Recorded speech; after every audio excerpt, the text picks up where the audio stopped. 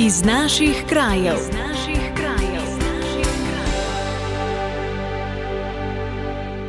Spoštovane poslušalke, cenjeni poslušalci, lepo pozdravljeni. V tokratni oddaji iz naših krajev bomo poročali o nadaljevanju gradnje mariborske onkologije, obnovi doma na Uršlji gori, podelitvi priznanj v občini Mirna, mednarodnem folklornem festivalu v Dolenjskih Toplicah in poletnem dogajanju v Škofji Loki. Vabljeni k poslušanju. Radio Ognjišče v vašem kraju.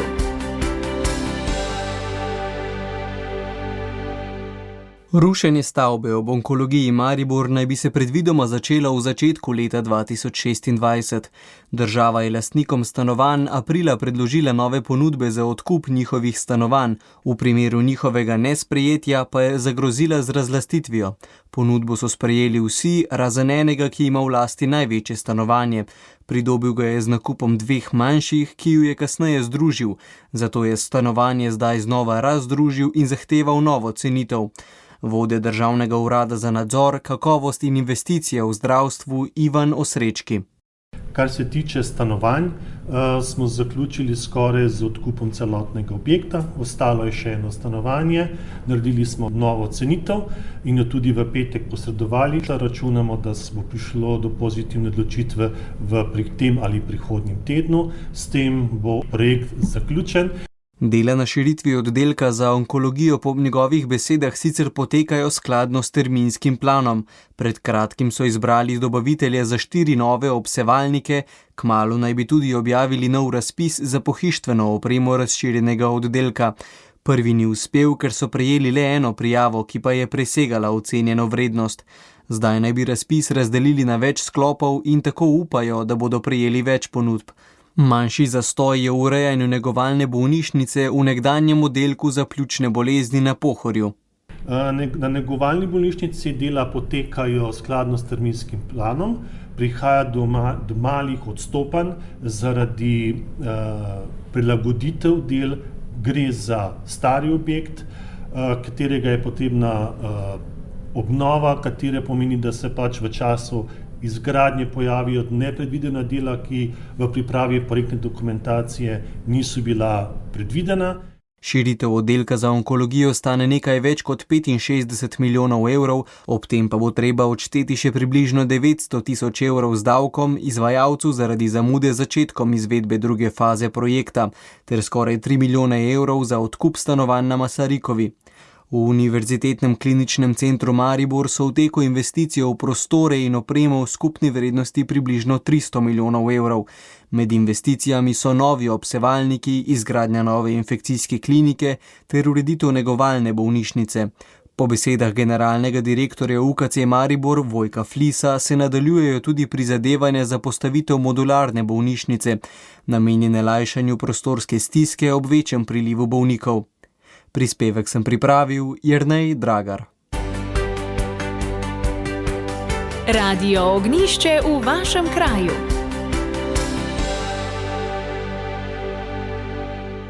Dom na Uršlji gori, ki spada med najbolje obiskane koroške planinske postojanke, letos vabi z nekaterimi novostmi. Med drugim so s pomočjo donatorjev obnovili sobe ter nabavili nove postelje, že predtem pa so obnovili fasado, zamenjali okna in streho ter uredili prezračevanje. Z domom sicer upravlja planinsko društvo Prevalje. Najemnik doma pa je zadnja 3 leta Nejc Juvan, ki je pojasnil, da je bilo za obnovo notranjosti namenjenih približno 40 tisoč evrov. Velikost dela za približno 3000 ur pa so opravili tudi prostovoljci. Na Uršlji gori je medtem zaživela tudi izpolnjevalnica knjig, direktor Koroške osrednje knjižnice dr. Franca Sušnika, Aljaž Verhovnik, je o odločitvi za njeno vzpostavitev povedal. Namreč gre za točko, ki je res zelo dobro obiskana in zelo priljubljena, ne samo med planinci, tudi med siceršnjimi obiskovalci narave. Hkrati pa seveda tudi tematsko zelo dobro povezana s kulturo. Potem, ko smo to idejo predstavili upravnikom tega planinskega doma na Uršlji gori, smo naleteli na odprta vrata in potem se je v bistvu začelo. S tem želijo po Verhovnikovih besedah promovirati dejavnost knjižnic in prispevati k dvigu bralne kulture v Sloveniji. Na dan odprtja izposojevalnice sredi junija so novim članom ponudili včlanitev v knjižnico s popustom pri članarini. Hkrati bodo tisti, ki se bodo včlanili na Uršlji gori, prejeli tudi posebno priložnostno izkaznico. Na izbiro pa bo kar nekaj gradiva. Na območje bomo torej poslali oziroma pripravili 200 enot knjižničnega gradiva, ki se more torej letno dopolnjevati oziroma spreminjati. Potem mora biti tam dostopen knjižnični katalog na tisti lokaciji. In pa seveda, kar je pomembno, izposojevališče mora biti odprto vsaj 4 ure tedensko, kar v bistvu zagotavljamo preko odpiralnega časa doma na Uršlji gori, ki je vso leto odprt v soboto in nedeljo, tako da osnovni odpiralni čas bo v soboto in nedeljo med 8 in 10, oziroma ob siceršnjih dnevih, ko je koča normalno odprta. Na Uršlji gori, ki je visoka 1699 metrov in leži med Slovenj Gradcem in Črno na Koroškem, stoji tudi najvišje ležeča cerkev v Sloveniji, cerkev Svete Uršule. Skozi poletje so tam številne svete maše. Prav tako je na gori postavljen čebeljak, za katerega pravijo, da je najvišje ležeči v Sloveniji. Radio Ognjišče v vašem kraju.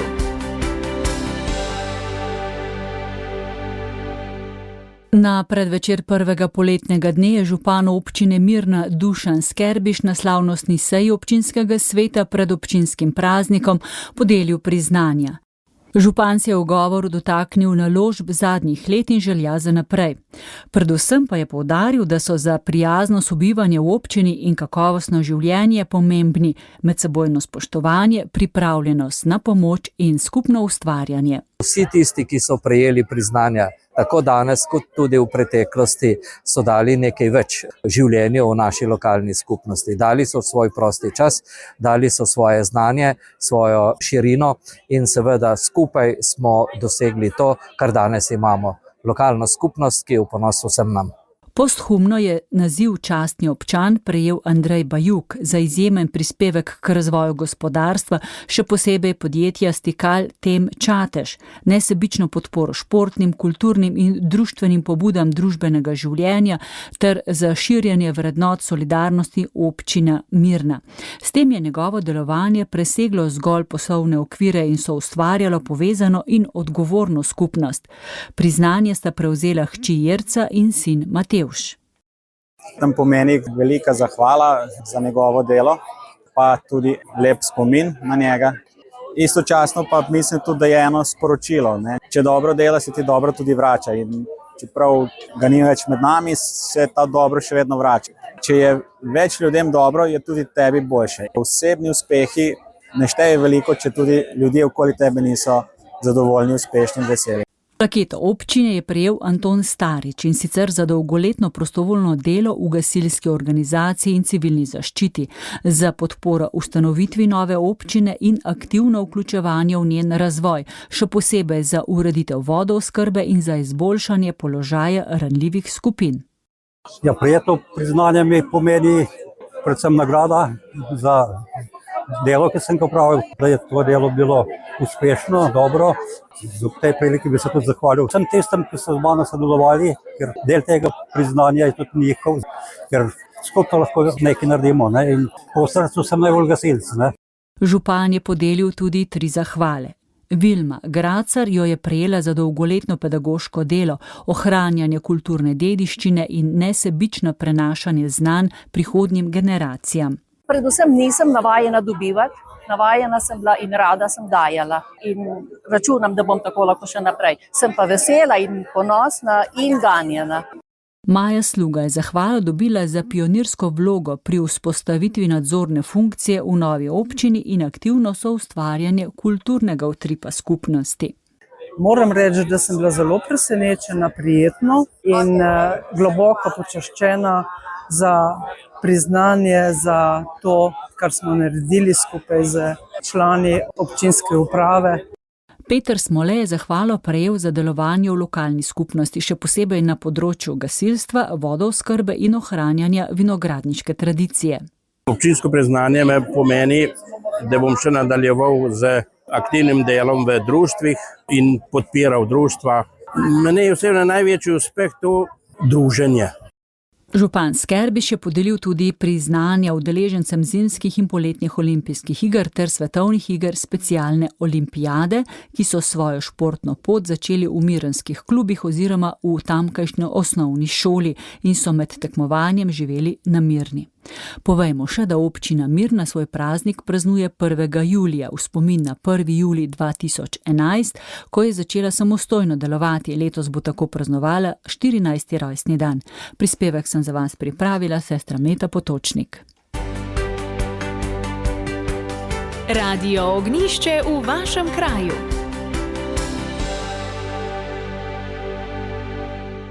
V petek 20. junija je v Dolenjskih Toplicah potekal prvi mednarodni kočevarski folklorni festival. Predtem je Zveza kulturnih društev nemško govoreče narodne skupnosti v Sloveniji v kulturno-kongresnem centru Dolenjske Toplice izvedla še okroglo mizo z naslovom Večjezičnost kot vrednota, pomen večjezičnosti za mladino. Dogodek je bil posvečen razpravi o pomenu večjezičnosti v sodobni družbi, še posebej z vidika mladih generacij. Skupaj z gosti iz Slovenije, Avstrije, Nemčije in Romunije so obravnavali izzive in priložnosti večjezičnega okolja ter raziskovali, kako lahko z medresorskim sodelovanjem spodbujajo učenje jezikov ter prispevajo k bolj vključujoči, odprti in povezani družbi. Okrogli mizi je sledil folklorni festival, o katerem je predsednik Društva kočevarjev staroselcev Primož Primec povedal.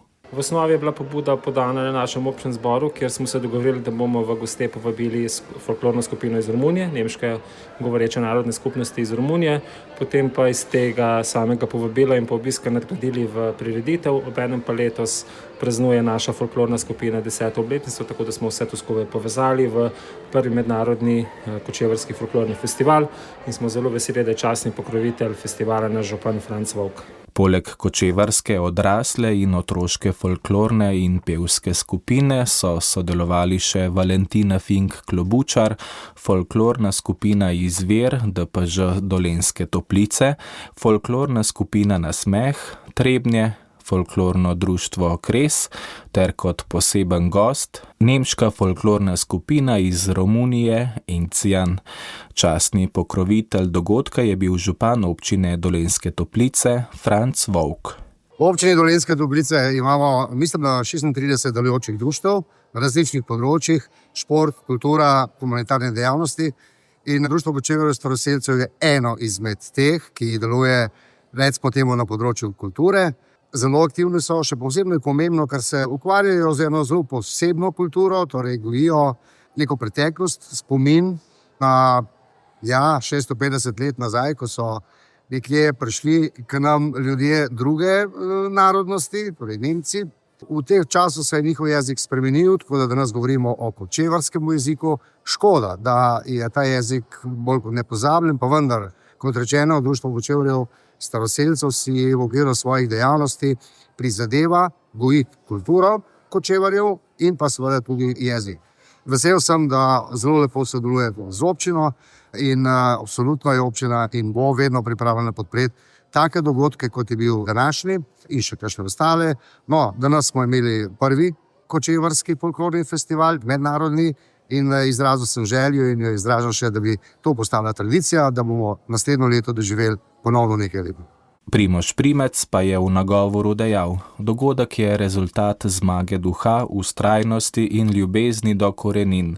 Zahvaljujem se Bogu za to priložnost, da lahko stojimo tukaj skupaj, kot dediči, varuhi in nosilci identitete, ki ni nikoli ugasnila, čeprav je skozi zgodovino prehodila mnoge temne ure. Bil je mrak, a danes sije nova zarja.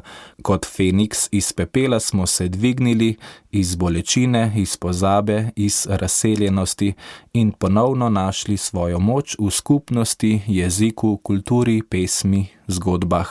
Kočevarska dediščina ni preteklost, temveč živa nit, ki nas povezuje in navdihuje, je še dejal Primož Primec.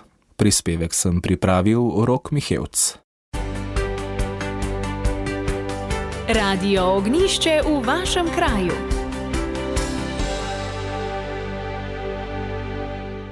Poletje v Škofji Loki bo pestro, pisano, zanimivo in družabno. To je sporočila direktorica javnega zavoda 973 Jana Fojkar ob nedavni predstavitvi dogodkov, ki bodo predvsem v juliju in avgustu zaznamovali to srednjeveško mesto.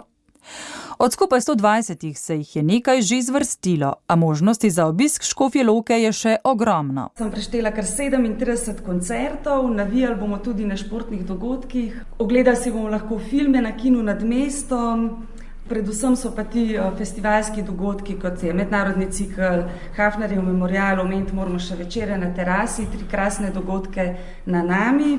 Konec meseca avgusta pa Škofjo Loko prihaja pisana Loka. Župana Tineta Radinjo veseli, da se občini pri organizaciji dogodkov pridružujejo številna društva in ostali prostovoljci. Svoj prosti čas namenjajo temu, da lahko ostali občanke in občani preživljamo zelo kvalitetno naš prosti čas. Poletje v Škofji Loki bo sicer zaznamovalo tudi brnenje gradbenih strojev v starem mestnem jedru. Tudi zato zopet nekaj novih prizorišč, pa vsaj eno popolnoma novo prizorišče in pa nekaj, ki smo jih že lansko leto preizkusili.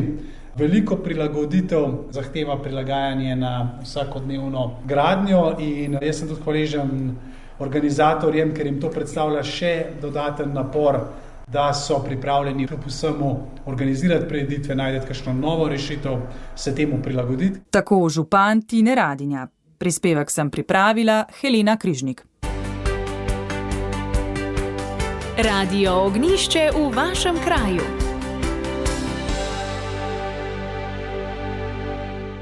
V današnji oddaji, ki sem jo uredil Andrej Šinko, je to bilo vse. Če ste del zamudili ali bi prisluhnili še enkrat, vabljeni v audioarhiv Radio Ognjišče, sicer pa hvala za pozornost in lep pozdrav do prihodnjega tedna.